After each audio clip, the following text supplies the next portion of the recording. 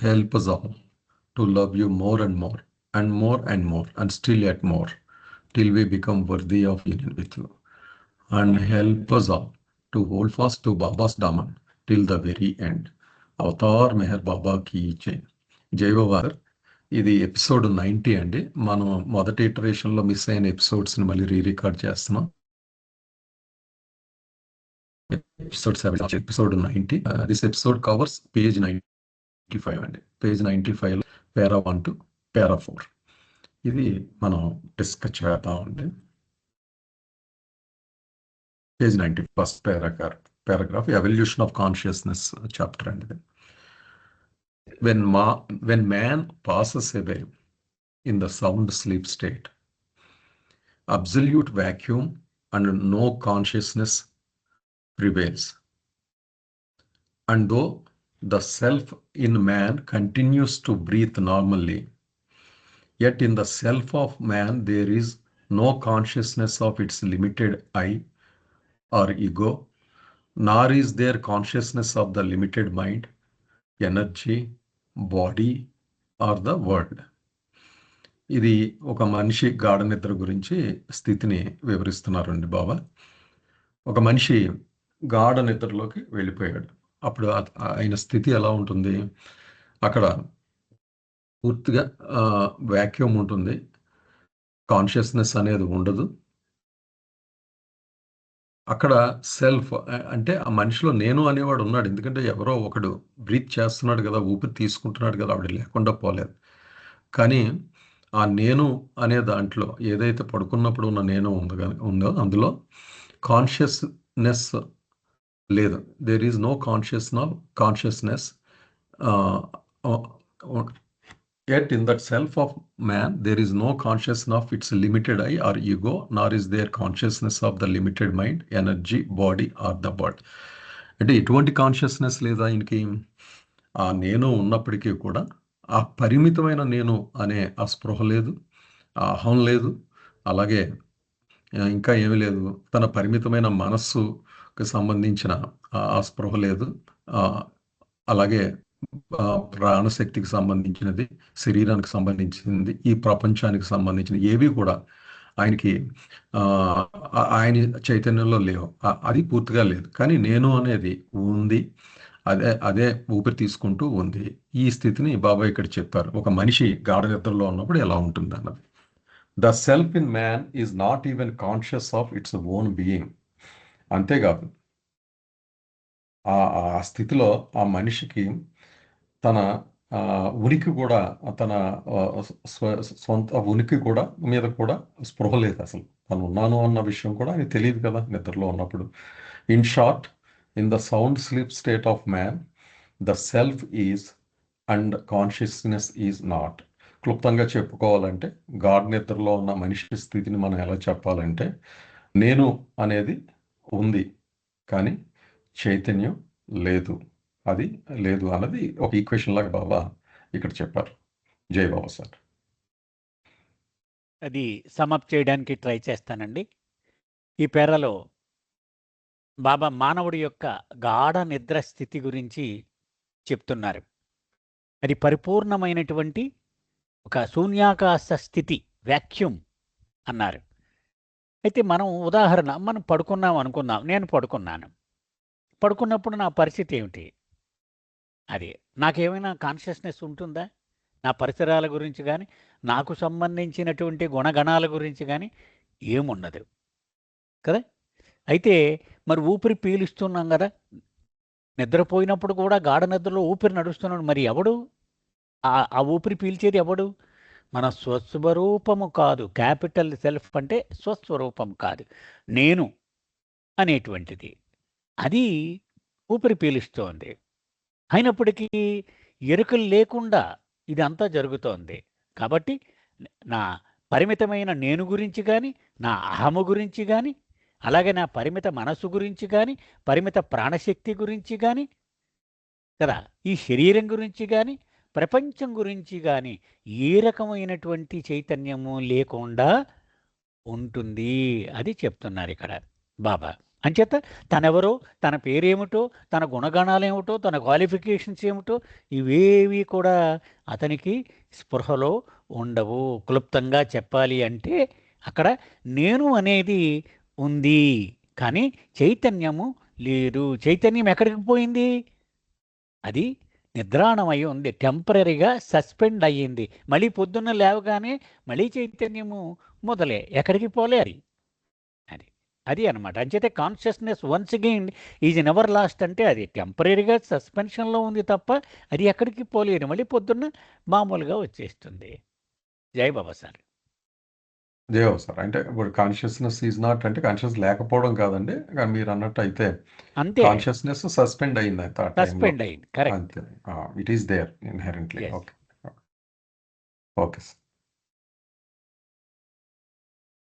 When a man wakes up daily from his sound sleep state, he normally just wakes up for no reason whatsoever, except that his own dormant consciousness of impressions adjusts or excites his subconsciousness to eject out the consciousness and experience the dormant impressions which apparently vanish in sound sleep. ఇక్కడ అతని మెలకువ స్థితిని వర్ణిస్తున్నారు, ఏం జరుగుతుంది అన్నది. ఒక మనిషి గాఢ నిద్రలోకి వెళ్ళాడు, అయిన తర్వాత ఒక స్థితికి వచ్చాడు, మళ్ళీ మేల్కొంటాడు సహజంగానే. అది పైకి అపరెంట్‌గా మనకి ఎలా కనబడుతుంది? మామూలుగా నిద్ర అయిపోయింది, లేచిపోయాడు అని ఏదో కారణం ఏముంటుంది అన్నట్టుగా ఉంటుంది. కానీ నిజానికి జరిగేది కూడా బాబా అంతర్లీనంగా ఏం జరుగుతుంది అన్నది కూడా ఇక్కడ వివరిస్తున్నారు. అది ఏం జరుగుతుందట? అతనిలో నిబిడీకృతమై గాఢ నిద్రలో ఉన్నప్పుడు లోపల ఉన్న ఇంప్రెషన్స్ ఏమున్నాయో వాటికి చెందిన కాన్షియస్నెస్ ఏం చేస్తుంది? అతని సబ్కాన్షియస్నెస్ని ఎగ్జైట్ చేసి ప్రేరేపించి పూర్తి కాన్షియస్నెస్లోకి వచ్చి ఈ డార్మెంట్ ఇంప్రెషన్స్ ఏవైతే ఉన్నాయో లోపల సౌండ్ స్లీప్లో లోపల దాగి ఉన్న వాటిని అనుభవించు అని ముందుకు తోస్తుంది అనమాట.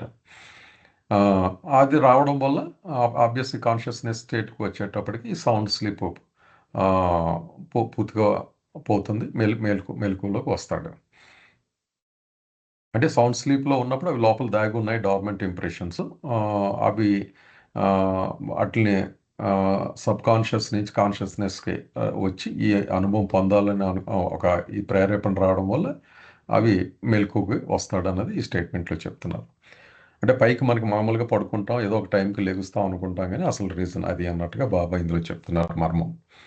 Therefore, as soon as the man wakes up, he invariably and simultaneously gains consciousness at first of his surroundings and gradually then of his own self with all of its paraphernalia of the limited I, the mind, energy, the body and the world. అయితే మేల్కొన్నాడు. ఇందాక జరిగిన ప్రక్రియ ప్రకారం మేల్కొన్నప్పుడు ఏమవుతుంది? లెగగానే ముందు ఏం జరుగుతుందట? ఒకసారిగా first తన చుట్టూ ఉన్న చుట్టుపక్కల పరిస్థితుల్లోకి వస్తాడు, ముందు ఆ చైతన్యంలోకి వస్తాడు, అది అవగాహనలోకి వస్తుంది. నెమ్మదిగా తనదైన సెల్ఫ్ ఏదైతే ఉందో అందులోకి వెళ్ళి దానికి సంబంధించిన సామాగ్రి, వస్తు సామాగ్రి, ఇన్ఫ్రాస్ట్రక్చర్ ఏదైతే ఉంటుందో అవన్నీ ఇందాక మనం అనుకున్నవి అన్నీ ఏదైతే లోపల అన్నీ ఉండవని అన్నారో అవన్నీ కూడా మళ్ళీ ఆ సెల్ఫ్కి అటాచ్ అయ్యి అన్ని స్పృహలోకి వస్తాయి ఆయనకి. అదేంటి? లిమిటెడ్ ఐ, పరిమితమైన నేను అనేది ఏదైతే ఉందో అది, అలాగే లిమిటెడ్ మైండ్, ఆ ప్రాణశక్తి, దేహం, ఈ ప్రపంచం అన్నీ కూడా ఒకదాని తర్వాత ఒకటిగా స్పృహలోకి వస్తాయి. అంటే ఇది మెలకువ స్థితి స్టెప్ బై స్టెప్ జరుగుతుంది. ముందు సరౌండింగ్స్, అందుకే మేల్కొన్నప్పుడు బహుశా మనకు చుట్టూ తనేంటో తను తెలియదు, ఏంటి ఇక్కడ ఏముంది అన్నట్టుగా మనం కొంచెం నేను ఇక్కడ ఉన్నానేంటి, గదిలో ఉన్నానేంటి అనుకుంటూ ఉంటాం తరచు. అలాగనమాట. వచ్చి అక్కడి నుంచి నెమ్మదిగా నేను అన్నది అటాచ్ అయ్యి మొత్తం అంతా కూడా అవగాహనలోకి వస్తుంది పూర్తిగా.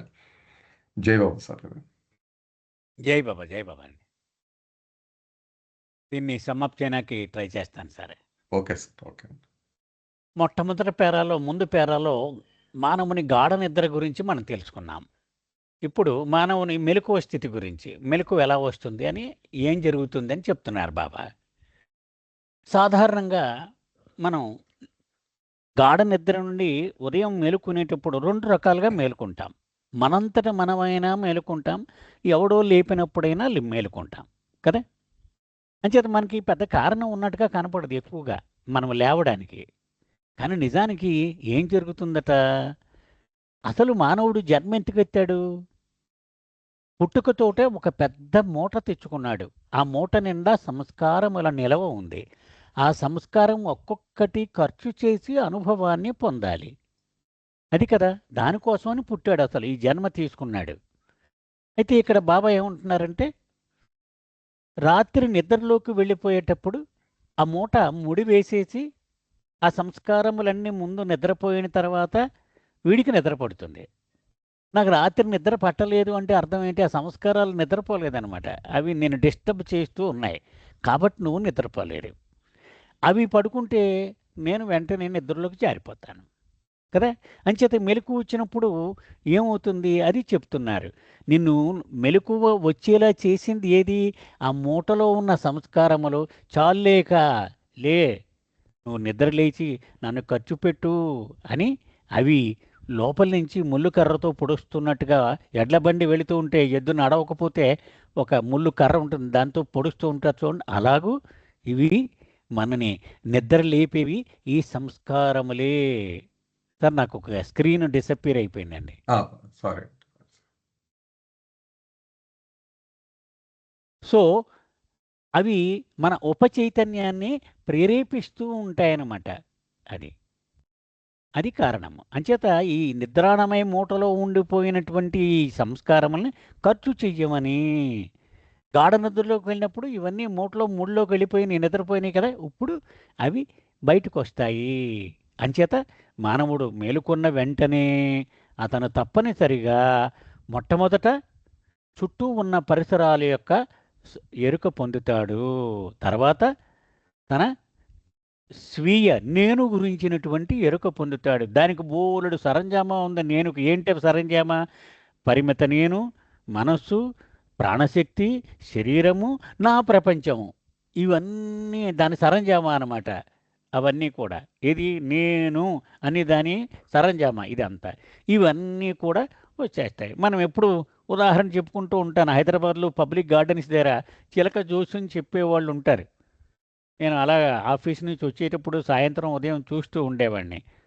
వాళ్ళేం చేస్తారు?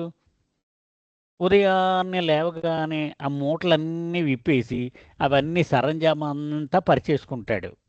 కదా! ఏవో పేపర్‌లో రోల్స్ ఉంటాయి. ఈ చిలకలు గూళ్ళుంటాయి. వీటిలన్నిటికి మేత వేస్తాడు, నీళ్లు పెడతాడు. అవన్నీ పెట్టి కస్టమర్స్ కోసం పొద్దున్నే రెడీ చేసి పెడతాడు. రోజంతా ఏవో పైసలు సంపాదించే వ్యాపకం చేస్తాడు. రాత్రి అయ్యేటప్పటికి మళ్ళీ ఇవన్నీ మూటలు కట్టేస్తాడు. కట్టేసి శుభ్రంగా పడుకుంటాడు. హాయిగా ఆదమర్చి నిద్రపోతాడు. అదే ఇక్కడ బాబా చెప్తున్నారనమాట. ఈ మూటలు కట్టేసినటువంటి అన్నీ బయటికి తీసి పరుస్తాడు. మళ్ళీ రోజంతా వాటిల నుంచి అనుభవాలు పొందుతాడు. అది ఇక్కడ బాబా చెప్తున్నారు. Yes sir. జై సార్. జై Baba. Similarly, no rhyme, no reason, and no cause other than the original infinite whim of the absolute independent God was the actual cause, the original cause. For God in the original divine sound sleep state to wake up out of the unbounded original vacuum. ఇప్పుడు మానవుడు గాఢ నిద్ర నుంచి మెలకువ స్థితిని explain చేసి దాన్ని బాబా భగవంతుడు మెలకువగా వచ్చే స్థితిని పోలుస్తున్నారు. ఇదే విధంగా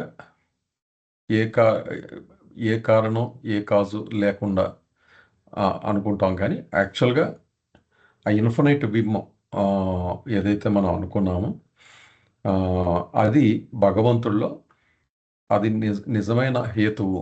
ఈ భగవంతుడు మేల్కొనడానికి ప్రేరేపణ కలిగించేది అదే అని చెప్తూ, for the God in the original divine sound sleep state to wake up out of the unbounded original vacuum. అంటే సౌండ్ స్లీప్ స్టేట్లో ఆయన స్థితి ఎలా ఉంటుంది? పరిమితులు ఏమి ఉండవు, పూర్తి వ్యాక్యూమ్ ఉంటుంది అనుకున్నాం కదా. అక్కడి నుంచి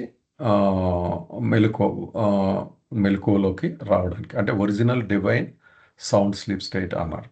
అంటే దైవీ గాఢ నిద్ర ఏదైతే ఉందో అందులోంచి ఇది మెలకు రావడానికి ప్రధాన కారణం అది లహరి అని మనం ఏదైతే అనుకుంటాం ఇన్ఫినైట్ విమ్ అనంతమైన లహరి దాని నుంచి దాని కారణంగా ఆయన మెలకువ ప్రాసెస్లోకి వస్తారు అన్నది ఇక్కడ చెప్తున్నారు. జయబాబా అండి. జయబాబా సార్, నేను సమ్అప్ చేయడానికి ట్రై చేస్తానండి. అలా సార్. మనం మొట్టమొదట చెప్పుకుంటూ వస్తున్నాం కదా, 3 స్థితులు: గాఢ నిద్రావస్థ, స్వప్నావస్థ, మెలకువ స్థితి భగవంతుడికి కదా. ఆ గాఢ నిద్రలో ఉండేటువంటి భగవంతుడు ఆ స్వప్నావస్థలోకి ఎందుకు ప్రవేశించాడు అనేది ఇక్కడ చెప్తున్నారనమాట. ఆ స్వప్నావస్థలోకి ప్రవేశించి తర్వాత మెలకువ స్థితిలోకి కూడా ప్రవేశించాడు. అసలు ఎందుకు అతను గాఢ నిద్రలోంచి డిస్టర్బ్ అయ్యి ఈ 2వ స్థితిలోకి ఎంటర్ అయ్యాడు? అది భగవంతుడి యొక్క ఆదిమూల లీలా విలాసము. అదే అసలు ఆదిమూల కారణమయ్యింది. ఆ భగవంతుణ్ణి ఆ గాఢ నిద్రావస్థ స్థితి నుంచి మేలుకోవడానికి పొరుకొల్పింది అదే అని చెప్తున్నారు. అంటే మానవుడికి ఎలాగైతే సంస్కారములు పొడుస్తూ ఉంటాయో, భగవంతుడికి ఆ ఆది లీలా విలాసము అది ఒక ముఖ్య కారణంగా అతన్ని గాఢ నిద్రను భంగపరిచింది అని చెప్తున్నారండి.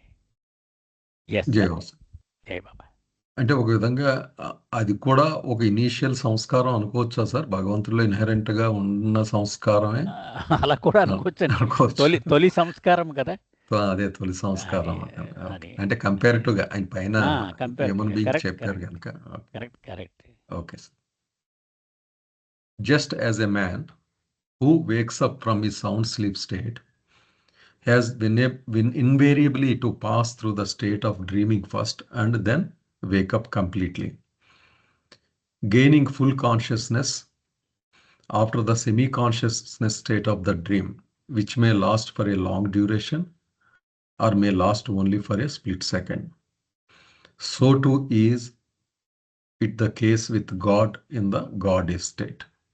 ఇక్కడ బాబా అదే ఇంతకుముందు మెలకువ స్థితి, పూర్తి మెలకువ స్థితి గురించి చెప్పారు, గాఢ నిద్ర చెప్పారు. ఇప్పుడు స్లీప్ స్టేట్ అన్నది, అది డ్రీమ్ స్టేట్ అన్నది కూడా ఇక్కడ మధ్యలో చెప్తున్నారు. మనిషి ఎలాగైతే గాఢ నిద్ర నుంచి పూర్తి మెలకువలోకి వచ్చే ముందు డైరెక్ట్గా రాడు, ఆయన స్వప్నావస్థను దాటుకుని పూర్తి జాగ్రత్త అవస్థకి వస్తాడు. వచ్చినప్పుడు ఏమవుతుంది, సెమీ కాన్షియస్నెస్ స్టేట్ నుంచి ఫుల్ కాన్షియస్నెస్ స్టేట్కి వస్తాడు. అంటే ఇక్కడ సెమీ కాన్షియస్ స్టేట్ని డ్రీమ్ స్టేట్ చూసుకుంటే ఇది ఫుల్ కాన్షియస్నెస్ పూర్తి మెలకువ స్టేట్.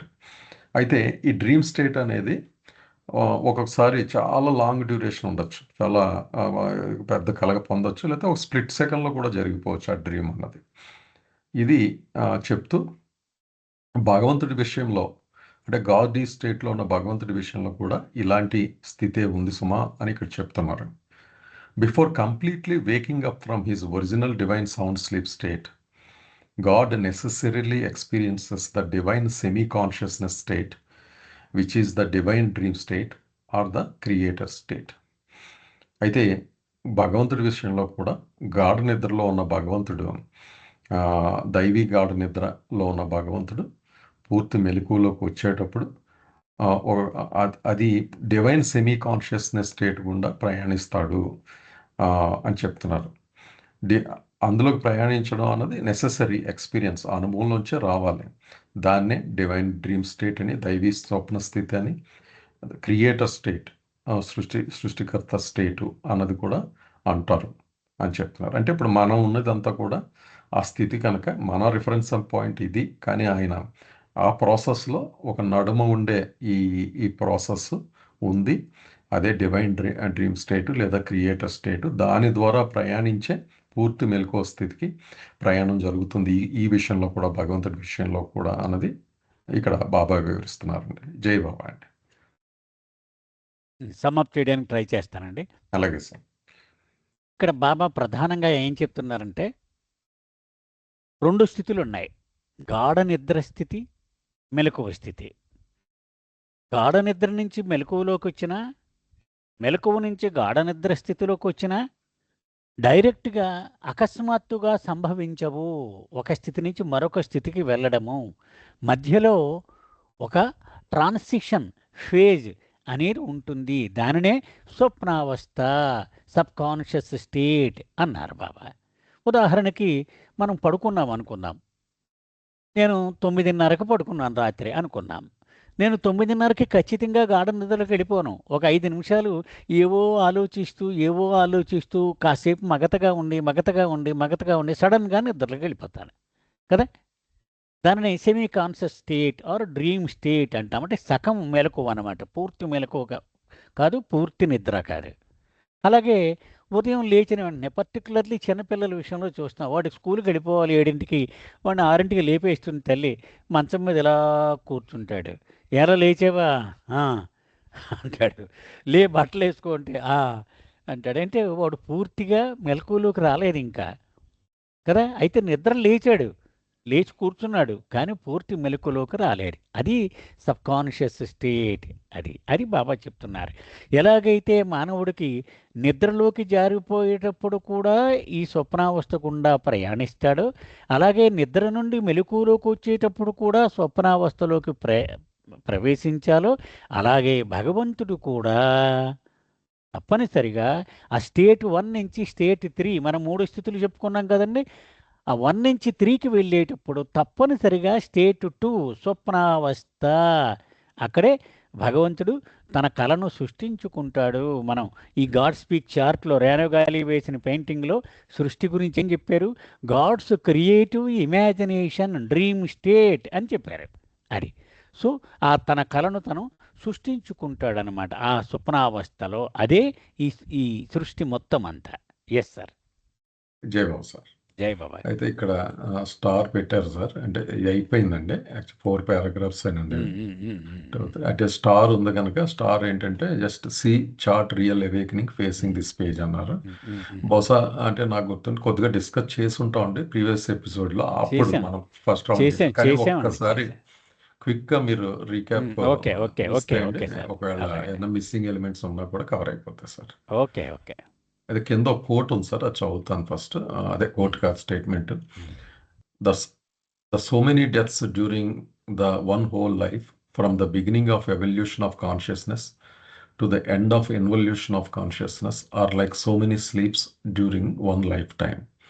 అదే ఈ బిగ్గర్ లైఫ్ ఏదైతే మనం అనుకుంటాం హోల్ లైఫ్, అందులో ఈ చావు పుట్టుకలు ఏవైతే మనం అనుభవిస్తూ ఉంటామో, అంటే from the beginning of evolution of consciousness, అంటే స్టార్టింగ్ పాయింట్ నుంచి ఎవల్యూషన్ పూర్తయి ఇన్వల్యూషన్లో కూడా వెళ్ళి అన్నీ అయిపోయి ఎండ్ అయి పాయింట్కి వచ్చిన తర్వాత ఈ చావులు ఎన్ని అవుతాయి ఉన్నాయో అవన్నీ కూడా నిజానికి మన నిజ జీవితంలో ఒక మామూలు మానవుడిగా మనం పడుకుని లేచేలాంటివే. ఒక జీవిత కాలంలో పడుకుని లేస్తూ ఉంటాం కదా, అది కూడా అంతే.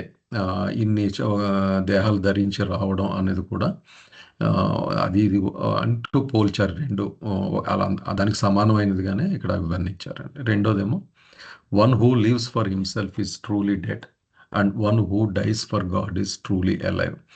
ఎవరైతే తన కోసం తను బ్రతుకుతున్నాడో ఆయన నిజానికి చనిపోయినట్టే. అలా కాకుండా భగవంతుడి కోసం చనిపోయేవాడు నిజంగానే బ్రతుకున్నట్టుగా లెక్క అని ఇచ్చారండి. జై బాబా సార్. మీరు దీని మీద ఏమైనా చెప్తారా సార్, ఈ స్టేట్మెంట్ మీద? జై బాబా అండి. రియల్ అవేకనింగ్ అనేటువంటి చార్ట్ అండి. దాని కింద బాబా 2 సందేశాలు చెప్పారు. అవి ఏం చెప్పారంటే, ఆత్మకు ఒక్కసారి పుడుతుంది. అంటే పరమాత్మ నుంచి వేరుపడినప్పుడు అది పుట్టింది. అయితే అనేక జన్మలు ఎత్తుతూ మళ్ళీ ఆ దేహాన్ని వదిలేస్తూ అది మరణమును అనుభవిస్తూ పోతుంది. నిజానికి ఇవన్నీ మరణాలు కాదు. అసలైన మరణము చిట్ట చివరి గమ్యం చేరిపోగానే ఒకేసారి వస్తుంది. మధ్యలో మనకి మరణాలుగా కనిపించేవన్నీ కూడా నిద్రపోవడము లేవడముతో సమానము. ఒకే జీవితము ఈ ఆత్మ ఇదంతా కూడా అని ఆ సారం అండి. అలాగే రెండో సందేశంలో ఏం చెప్తున్నారంటే బాబా, ఏ మానవుడైతే తన కోసమే తాను జీవిస్తాడో వాడు నిజానికి చనిపోయిన వాడే. ఎవడైతే భగవంతుడి కోసము మరణిస్తాడో వాడు యథార్థముగా జీవించి ఉన్నవాడి కింద లెక్క అని చెప్పారు. అయితే క్లుప్తంగా ఈ రియల్ అవేకనింగ్ చార్ట్ చెప్పేస్తాను సార్ ఒక్కసారి. అలాగే సార్, అలాగే. ఇది మనం అడుగు నుంచి పైకి చదవాలండి. మోస్ట్ ఇంపార్టెంట్ అనమాట. ఓకే అడుగు సార్. నుంచి పైకి చదవాలి. రెల్మ్ ఆఫ్ ఇల్యూషన్ అన్నాం కదా. రెల్మ్ ఆఫ్ అవునండి. Illusion illusion. అది అది అంటే ఇల్యూషన్ భ్రాంతి, భ్రాంతి యొక్క రాజ్యము అది. దానిలో అంటే నిజంగా చెప్పాలంటే కనుక ఈ డిఫరెంట్ స్టేట్స్ చెప్పారు చూడండి. ఇప్పుడు దాకా చెప్పుకున్నాం కదా, మానవుడి యొక్క నిద్రావస్థ, మెలకువ స్థితి, అలాగే స్వప్నావస్థ అని చెప్పుకున్నాం కదా, అవన్నీ ఇక్కడ వాడారు. ఆత్మాస్ ఆర్డినరీ అవేక్ స్టేట్, మామూలుగా ఆత్మ మెలకువ స్థితి గురించి చెప్తున్నారు. అది అందులో ఏం జరుగుతుంది? ఆత్మ అసత్యము యొక్క ఎరుకను పొందుతుంది కదా. ఫుల్లీ ఫాల్స్ కాన్షియస్, సంపూర్ణముగా 100% అసత్యము యొక్క ఎరుకతో మెలకువ స్థితిని అనుభవిస్తుంది. ఇది దేనితో లింక్ పెట్టారు ఆయన? ఆత్మ దైనందిన జీవితంలో స్థూల చైతన్యముతో జీవిస్తూ ఉన్నటువంటి దశ, అది రెల్మ్ ఆఫ్ ఇల్యూషన్ అన్నమాట. అది అలాగే నెక్స్ట్ మెలకువ స్థితి తర్వాత డ్రీమ్ స్టేట్ కదా. మామూలుగా మనం కలగంటాం కదా, మనం కలగనే స్థితి. అక్కడ ఏముంటుంది? Semi false consciousness. అంటే అక్కడ ఉండేది కూడా ఫాల్స్ కాన్షియస్నెస్సే, కానీ సగమే ఉంటుంది అది. ఎందుకని? సగం నిద్రలోకి వెళ్ళిపోయినట్లు లెక్క అనమాట అది. అది దీన్ని ఉపచైతన్య స్థితి అన్నారు బాబా. అదే స్వప్నావస్థ. అదే మన స్వప్నావస్థ, మన మెలకువ స్థితి అండి మనకు రెండు. మెలకువ అంతే స్థితి. కదా sir? Correct correct okay, correct okay, okay sir. మూడోది గాఢ నిద్రావస్థ. మానవుడు అనుభవంలోకి తెచ్చుకునే గాఢ నిద్రావస్థ, పూర్తిగా అన్కాన్షియస్ స్టేట్ అనమాట. అది సోల్స్. అది బాబా ఏం చెప్పారు? ఒరిజినల్ అన్కాన్షియస్ స్టేట్లోకి వెళ్ళిపోతాడు కలలో. అది అంటే పరబ్రహ్మ స్థితి అనుకున్నాం కదా. అది పూర్తిగా ఎటువంటి ఎరుక లేకుండా ఆత్మ ఉంటుంది.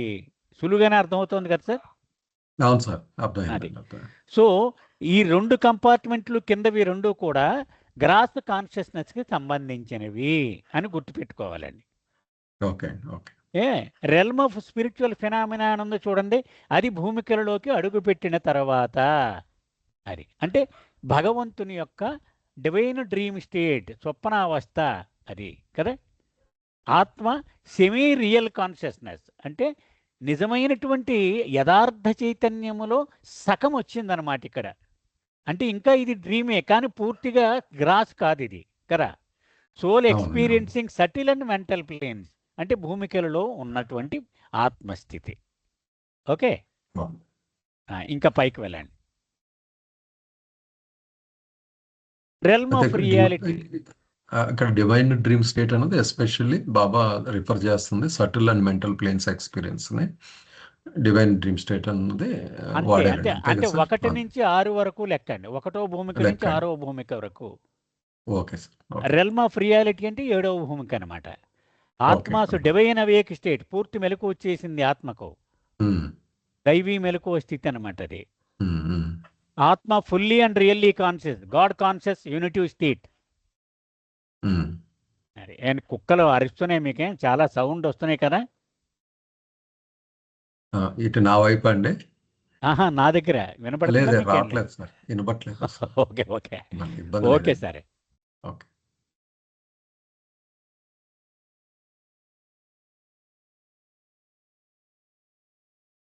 హలో,